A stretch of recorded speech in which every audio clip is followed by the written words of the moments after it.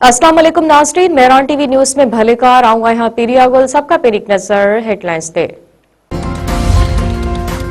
अमरीकी सदर Donald Trump चयो आहे त ईरान ॻाल्हियूं करण चाहे थो, मुलाक़ात जो इंतज़ाम कयो पियो वञे। ईरान खिलाफ़ वरी ताक़तवर ऑपरेशन ते गौर करे रहिया आहियूं। ईरान जे हवाले सां मापे की फ़ौज ॾिसी रही आहे। ईरान जी अपोजिशन सरटान सां राब्ते में आहियूं। मीडिया सां ॻाल्हाईंदे अमरीकी सदर वधीक चयो आहे त वेनेज़ुएला जी क़यादत सां सुठो कमु थी रहियो आहे।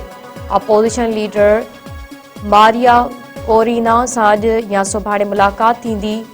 असां ग्रीनलैंड हासिल करण जी ॻाल्हि कई आहे। ग्रीनलैंड खे डील करणु घुर्जे।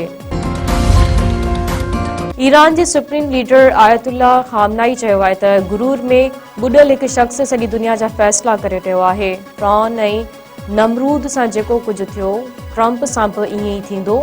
सोशल मीडिया ते पंहिंजे बयान में आयतुल्ला खामनाई वधीक चयो आहे त ट्रंप खे इहो सम्झणु घुर्जे त इक़्तिदार जे उरूज ते ताक़तवर तरीन हुक्मराननि सां छा थियो।